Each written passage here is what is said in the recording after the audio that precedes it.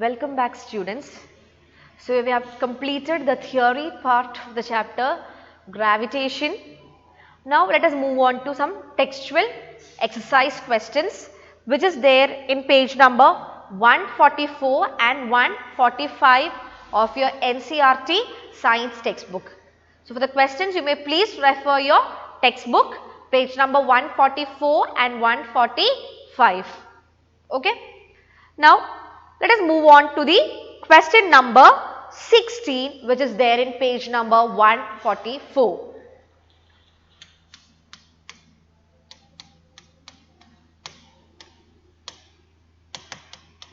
Question is, calculate the force of gravitation between the earth and the sun. Given that the mass of earth is 6 into 10 raised to 24 kilogram and of the sun is 2 into 10 raised to 30 kilogram. The average distance between the two is 1.5 into 10 raised to 11 meters. So, first let us write the given quantities. After reading the question, let us write the given quantities. Since it is a problem question, let us write the given quantities and identify the formula to be used. So, it is given calculate the force of gravitation. So, we need to calculate the gravitational force between the earth and the sun. Given that mass of earth is 6 into 10 raised to 24 kilogram and mass of moon is given as 2 into 10 raised to 30 kilogram and they are separated by a distance of 1.5. So, distance of separation is 1.5 into 10 raised to 11 meter. Distance of separation is given as 1.5 into 10 raised to 11 meter. To calculate, when two objects are separated by a distance d, they will experience a gravitational force and the gravitational force can be found using universal law of gravitation, that is F is equal to G m1 m2 by d square. Now let us substitute the values and find the answer. F is equal to G, value of G is 6.67 into 10 raised to minus 11, 6.67 into 10 raised to minus 11 into M1, 6 into 10 raised to 24, 6 into 10 raised to 24 into M2, M2 is 2 into 10 raised to 30 divided by d square. It is 1.5 into 10 raised to 11 square. Okay, we have done similar problems earlier in the previous sessions. So, we want to solve this problem. First, solve the exponent part. So, let us separate the number and the exponent parts first. So, it's 6.67 into 6 into 2. Now, into the exponent parts are 10 raised to minus 11 into 10 raised to 24 into 10 raised to 30 divided by 1.5 square into 10 raised to 11 square. I just split up the terms of the denominator. Okay. Now I am going to solve the exponent part first. So 6.67 into 6 into 2 by 1.5 square is 1.5 into 1.5 into 10 raised to 11 the whole square. Now, here we have the exponent parts as we know the rule of exponents, that is a raised to m into a raised to n is a raised to m plus n. A raised to m into a raised to n is a raised to m plus n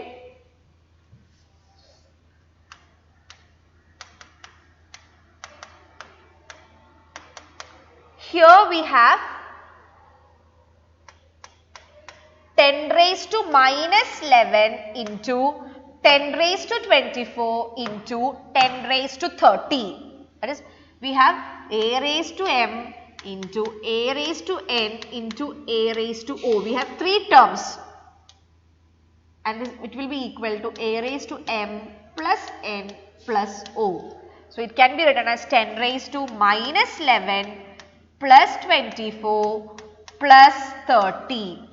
10 raised to minus 11 plus 24 plus 30, and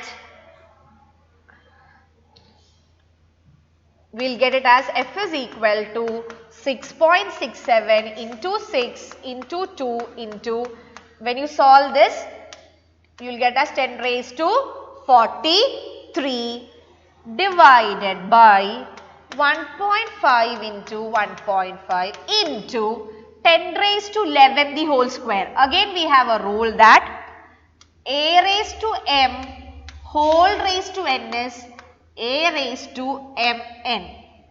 See, 10 raised to 11 the whole square. So, instead of m we have 11 and instead of n we have 2. So, it is 10 raised to 11 into 2. That is, f is equal to 6.67 into 6 into 2 into 10 raised to 43 by 1.5 into 1.5 by 10 raised to 11 into 2 is 22. Now again, next rule of exponent, a raised to m by a raised to n is a raised to m minus n. Instead of m we have 43 and instead of n we have 22. So solving that part, we get it as 6.67 into 6 into 2 by 1.5 into 1.5 into 10 raised to 43 minus 22.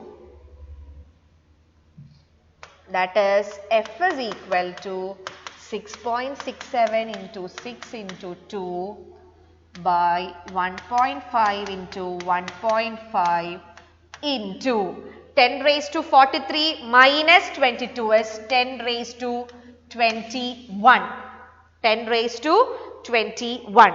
And on solving this part, multiply the numerator and denominator and then divide both. We get the answer, on solving that part, we get the answer as 3.56 into 3.56 into 10 raised to 22. Since it is force, the unit will be Newton. On solving the whole thing, you will get the answer as 3.56 into 10 raised to 22 Newton. 10 raised to 22 Newton. That is the answer for question number 16. We have already done such questions in the previous video. So just go through that problem once again and try to do this problem. Okay. You will be using the formula, the universal law of gravitation, that is F is equal to G m1 m2 by r square. Substitute all the given values. Use the law of exponents first to solve the exponent part, then solve the number part and get the answer. Okay, calculation is a little bit lengthier, but if you do it accurately, you will get accurate answer. Okay, now moving on to question number 17 of page number 144. Question number 17 of page number 144. Page 144, question number 17. Question is, a stone is allowed to fall from the top of a tower 100 meter high, and at the same time another stone is projected vertically upwards from the ground with a velocity of 25 meter per second. Calculate when and where the two stones will meet. So you have a tower. The height of the tower is 100 meter. And initially a stone from height is dropped vertically downwards. At the same time, a stone from ground is thrown vertically upwards. So at a particular time, both the stones will meet, because a stone is projected vertically downwards. At the same time, another stone is thrown vertically upwards. So they will meet at a particular point. Both the stones will meet at a particular point, and we need to find at what, when and where the two stones will meet, at what distance and at what time both the stones will meet. That is what we need to find. Let us consider a diagram. Suppose if this is the tower, the height of the tower is 100 meters. A stone is thrown dropped downwards. At the same time, a stone is thrown vertically upward. And at a particular position, both the stones will meet. Let this be that position where both the stones meet. So the first stone has covered a distance of S1 until the point of meet, and the second stone has covered a distance of S2 from ground to the point of meet. S2 is the distance of stone 2 from the ground to the point of meet, and S1 is the distance covered by stone 1 from the top of the tower to the point of meet. Okay. So this is the figure, and it is told that first, let us consider the first stone, the case of first stone. So initially the stone was at the top of the tower. That means initially the stone was at rest. So initial velocity is 0 meter per second. Let the distance from the top of the tower to the point of meet be S1, and let the time of meet be T. So the time of meet is T, and the distance covered by the first stone to the meeting point is S1. And we know that the stone is falling downward. So acceleration due to gravity will be approximately 10 meter per second square, and it will be positive since the stone is moving downward.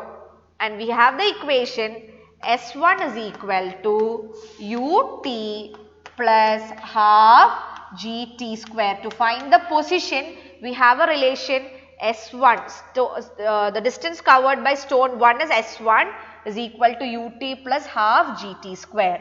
Now let us substitute the values. S1 is equal to u is 0 into t plus half into g is 10 into t square.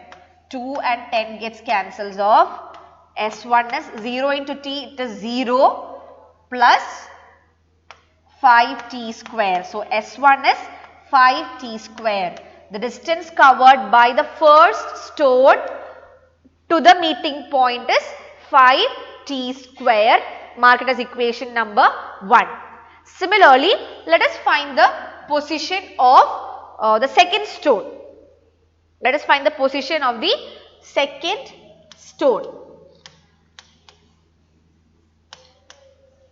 In the question, it is told that the second stone is projected vertically upward from the ground with a velocity of 25 meter per second. That is, the second stone, the initial velocity of second stone is 25 meter per second, and it is projected upwards.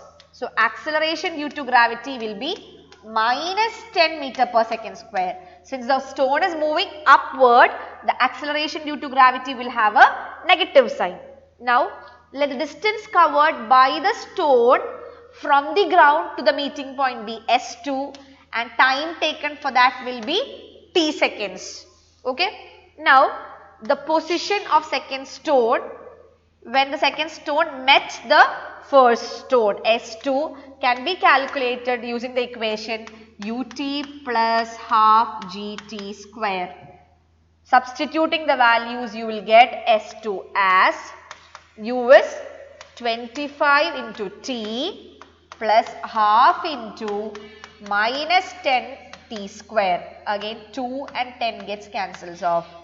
That is S2 is equal to 25t plus into minus, it becomes minus 5t square.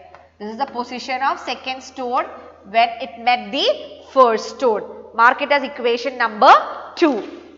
Mark it as equation number 2. Now, we know that, see the figure, this is the figure. The distance covered by the second stone is from the ground to the meeting point. This is the distance of S2 and S1 is from the meeting point to the top of the tower, that is S1. Now, what is S1 plus S2?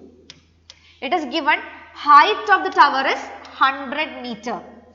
So, S1 is up to the meeting point, from the meeting point to the ground is S2. That is S1 plus S2 is the total height of the tower. S1 plus S2 will give you the total height of the tower, that is 100 meters. So, from the figure it is clear S1 plus S2 is 100 meters. What is S1? We have found an equation for S1. S1 is 5t square. So, instead of S1, let us substitute 5t square plus S2. S2 is 25t minus 5t square. Substitute that instead of S2. That is 25t minus 5t square is 100 meters. We just substituted the values of S1 and S2. Plus 5t square and minus 5t square got cancelled off. Remaining 25t is 100 meter. That is t can be solved as 100 by 25. That is t is equal to, on simplification you will get the answer as 4 seconds. Now, we have equation number 1 as S1 is equal to 5t square. Now, substitute the value of t in this equation. T is 4 seconds, that is 4 square. So, S1 is 5 into 4 square is 16 and the answer is S1 is equal to 80 meter. So, the two stones will meet after 4 seconds. The two stones will meet after 4 seconds when the falling stone has covered a distance of 80 meter. Both the stones will meet after 4 seconds when the falling stone will cover a distance of 80 meter. So, that is a point where both the stones meet. Okay, hope the problem is clear. So, first you need to draw the diagram. Then you need to proceed the question based on the diagram. Okay. You need to solve the, you need to get two equations, solve the time, solve t from the two equation and then substitute the value of t in one of the equation and get the position. So, you will get the position and time where when the stones meet. That is how you solve the problem. Mark it as an important question. Now, moving on to 20th question. Moving on to 20th question of your textual exercise. That is there in page number 145, question number 20.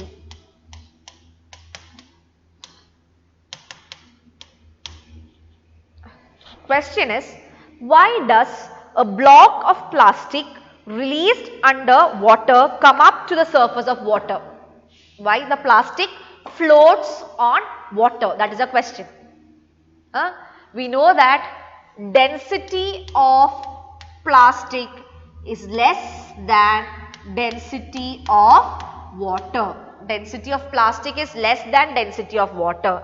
If density of plastic is less, the weight or the gravitational force experienced by it will be less. If gravitational force is less, then the upthrust or the upward force experienced by it will be more. Hence, since the upward pull is more, it will float. It will float. So, density of plastic is less than density of water. So, the gravitational force experienced by the plastic bottle will be less than the upthrust given by the water. Since upward force is more than the gravitational force, the object will float in water.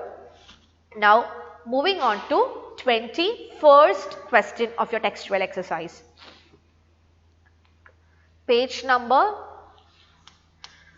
145, question number 21.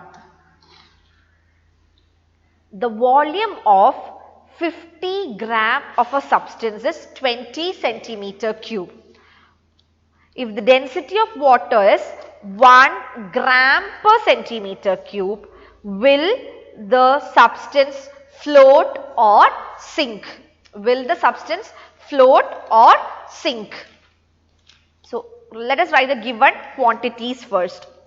The volume of 50 gram of a substance. So, mass of substance is given as 50 gram and volume of the given substance is given as 20 centimeter cube, and density of water is given as 1 gram per centimeter cube. We need to find, will the substance float or sink? We know that to determine whether the substance will float or sink, we need to determine its density. Only if we compare the density of substance with the density of water, we will be able to say whether the substance will float or sink. So, in the question already density of water is given. We need to find density of substance and then we need to compare both the densities to find whether the substance will float or sink. So, let us find the density of substance. To find density, formula is mass by volume. The formula to find density is mass by volume. Mass is 50 gram and volume is given as 20 centimeter cube. On solving, you will get the answer as density of substance is 2.5 gram per centimeter cube. So, this is the density of substance. And in the question, density of water is given as 1 gram per centimeter cube. On comparing the densities, we get density of substance is greater than density of water. So, density of substance is more. When density of substance is more, gravitational force which is equivalent to its weight will be more. If gravitational force is more, upthrust experienced by it will be less. So, that is the downward pull is more. Gravitational force acts downward in the downward direction. So, downward pull is more than the upward pull. Since downward pull is more, the object will sink. The object will sink. Okay. So, determination of floating and sinking of a substance using a numerical problem. Hope it is clear. Moving on to 22nd question of page number 145. Page 145, question number 22. A similar question to that of question number 21. Okay. 22 is the volume of a 500 gram sealed packet is 350 centimeter cube. Will the packet float or sink in water if the density of water is 1 gram per centimeter cube? What will be the mass of water displaced by this packet? Okay, there are two parts for this question, similar to question number 21, somewhat similar to question part 1 is just similar to question number 21. So, let us write the given quantities.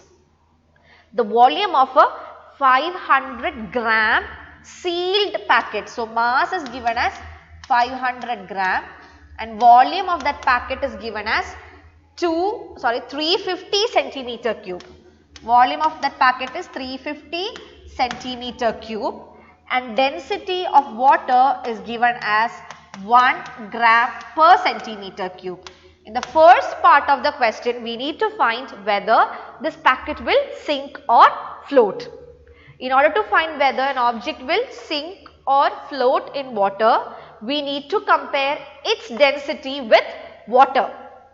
So, already the density of water is given in the question. We need to find the density of the substance, given substance. To find the density of substance, we have the formula density is equal to mass by volume. Mass is given as 500 and volume of the packet is given as 350 centimeter cube. On solving, we get density of substance is equal to 1.42 gram per centimeter cube. Now, just compare both the densities, that is density of water and density of substance. We can see that density of water is only 1 gram per centimeter cube while density of substance is 1.42 gram per centimeter cube. That is density of substance is greater than density of water.